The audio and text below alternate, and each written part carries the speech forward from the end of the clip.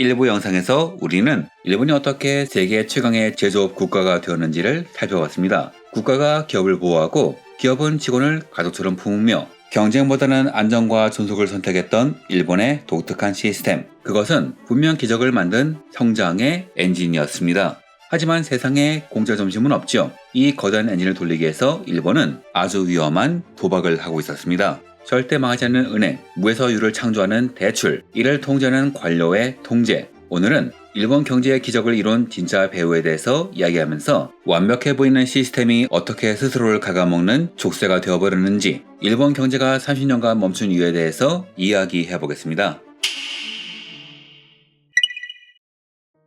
보통 기업의 장기 계획은 아무리 길어봤자 5년이죠. 하지만 일본 기업은 30년, 50년까지 장기 계획을 세우는 것도 가능했습니다. 이 배경엔 정말 독특한 일본만의 금융 시스템이 있었죠. 일본은 자국 경제가 외국 자본에 휘둘리는 것을 극도로 경계해서 해외 차관을 절대 받지 않기로 결심합니다. 하지만 패전한 지 얼마 안 된 가난한 나라가 남의 돈 없이 성장하는 것은 말 그대로 불가능하지요. 그래서 국가는 국민들의 주머니를 저축을 장려합니다. 내 집 마련, 자녀 학비, 노후 준비를 하려면 현실적으로 저축 외에는 답이 없게 만들었거든요. 회사 급여의 3분의 1은 보너스로 줬는데 평소엔 적은 월급으로 생활비를 아껴 쓰고 목돈이 보너스가 들어오면 은행과 우체국이 달려들어 예금을 유치했죠. 또한 이자 소득은 세금을 안 떼는데 반대로 주택대출 이자는 세금 혜택을 안 줬습니다. 정부가 국민들에게 대놓고 돈 쓰지 말고 은행에 넣으라고 압박한 셈이었죠. 정부는 이렇게 끌어모은 막대한 국민의 저축을 기업들에게 초저금리로 대출해줬습니다. 전쟁 때는 국가를 위해서 국민의 돈을 압류하더니 이번엔 경제 발전을 위해서 국민의 돈을 동원한 것이죠. 문제는 고도 성장기 내내 도시 은행들의 자금이 항상 모자랐다는 겁니다. 기업들에게 해준 대출 대부분이 상환 없이 자동 연장되는 단기 대출이었거든요. 마치 신용카드 돌려막기처럼 계속 빚을 연장해준 겁니다. 이걸 오버론, 대출, 초과라 부릅니다. 은행이 예금보다 더 많은 돈을 빌려줘서 구멍이 나면 중앙은행인 일본은행이 돈을 찍어서 그 구멍을 메워줬지요. 쉽게 말해 돈이 없으면 국가가 찍어서 준 겁니다. 근데 보통 이러면 물가가 폭등하고 나라가 망합니다. 하지만 일본은 자본을 해외로 빼돌리는 것을 법으로 막았고 워낙 시스템이 촘촘했기에 이 위험한 도박이 성공하지요. 이를 금융업계에서는 호송선단 방식이라 부릅니다. 전쟁 때 가장 느린 수송선의 속도에 맞춰 군함들이 호위함에 이동하듯 정부가 금리와 경쟁을 통제해서 가장 무능한 은행도 절대 망하지 않게 다 같이 끌고 가는 방식이었죠. 은행이 안 망하니 기업도 안 망하고 고용도 유지되는 완벽한 연구기관. 하지만 이 호송선단은 경제위기나 폭풍우가 오면 다 같이 침몰할 수 있다는 치명적인 위험을 안고 있었습니다.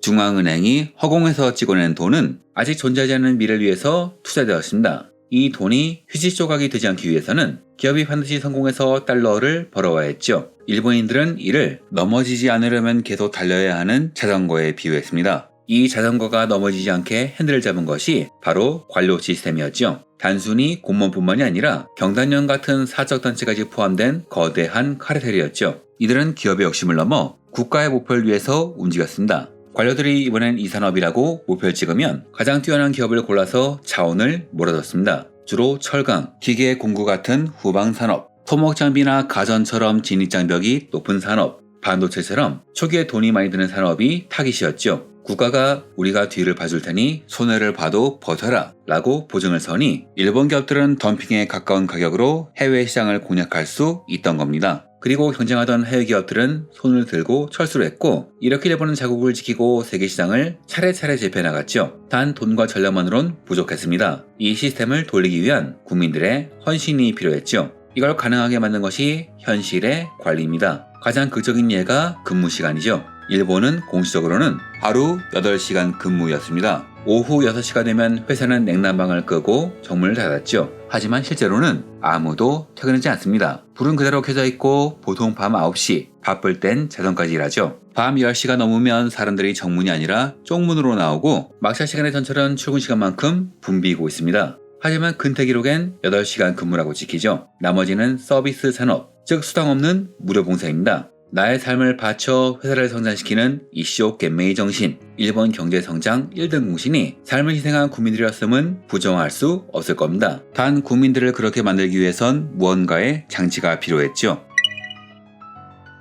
일본에서 잘 살기 위해서는 분위기를 잘 읽어야 합니다. 사회 합의점을 읽고 그에 맞춰 행동해야 하죠. 관세가 낮다고 홍보하지만 실제로는 수입품을 쓰면 안 되는 암묵적인 합의. 일본에서 성공하려면 이런 모순을 견뎌야 합니다. 말로 하지 않아도 분위기를 읽어야 하죠. 겉으로 하는 말인 다테마에와 실제 속마음인 혼내, 분위기 파악 못하는 사람을 구키 요메나이라 부르며 배제하는 문화, 아무리 불합리해도 암묵적인 룰을 따라야만 살아남을 수 있는 사회. 이것이 고효율 일본 경제를 지탱한 노동력의 비밀이었습니다. 이 거대한 암묵을 유지하려면 정부의 통제가 필요했습니다. 기사클럽은 주요 정보를 독점하는 언론 카르텔입니다. 클럽의 분위기에 반하는 기사를 쓰면 정보를 끊어버려 특종에서 배제시켜버렸죠. 그래서 일본의 주요 신문 기사들은 마치 복사기로 찍어낸 듯 내용이 똑같았습니다. 기자 이름이 없는 것은 덤이었고요. 미디어가 갑자기 누군가를 공격한다? 그건 검찰이나 정부가 이제 이 사람은 공격해도 된다 하고 신호를 줬다는 뜻입니다. 드라마나 영화도 마찬가지였습니다. 가정 파탄, 이지메, 사내 정치를 다루지만 결론은 항상 똑같았습니다. 시스템은 문제없다.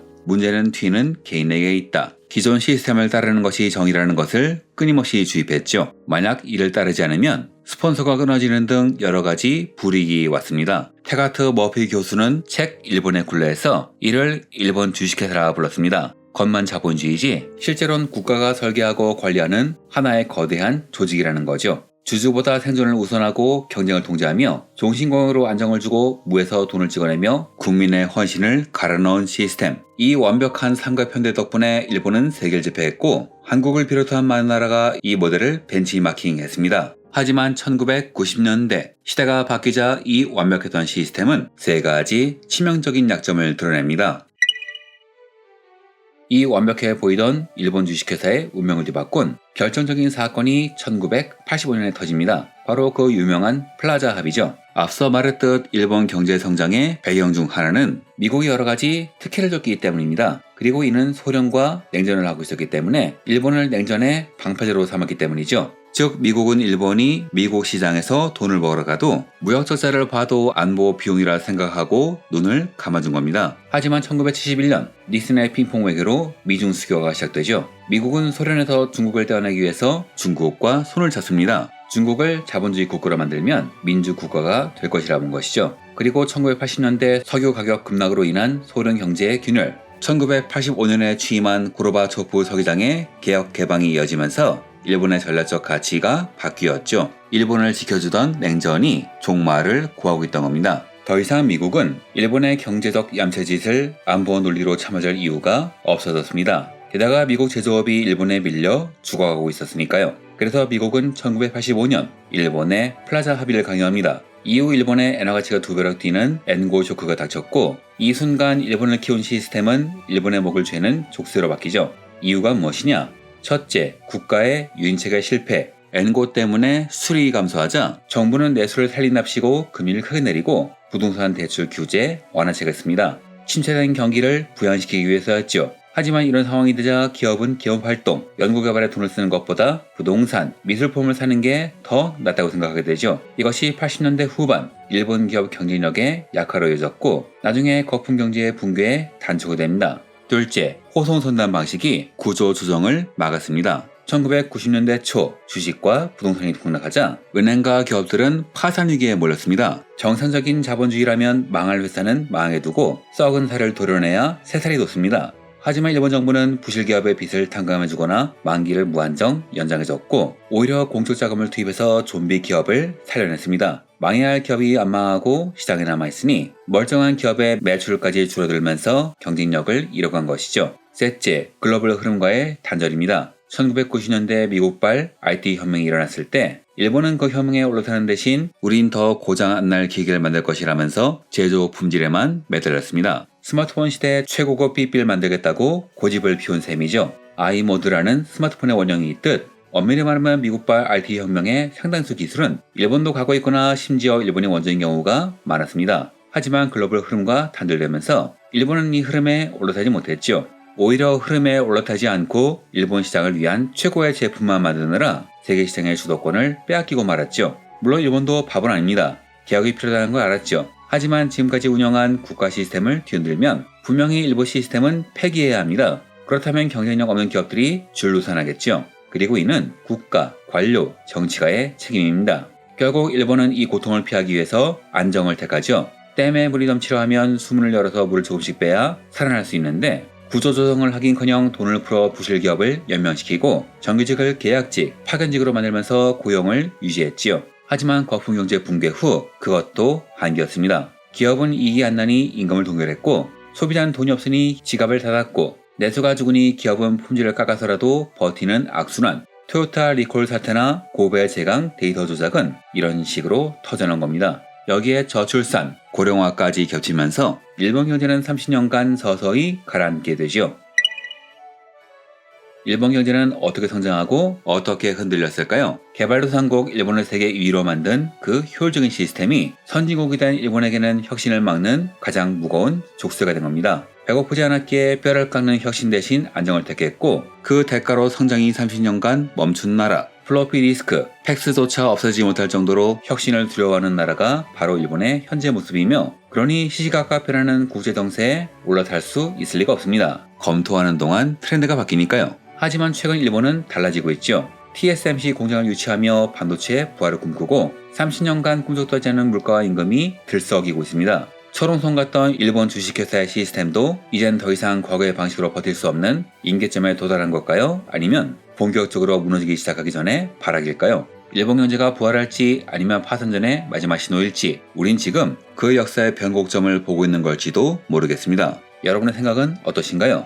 지식에서 얻은 이사이들 말하는 지식공장 이번 영상은 여기까지입니다. 감사합니다.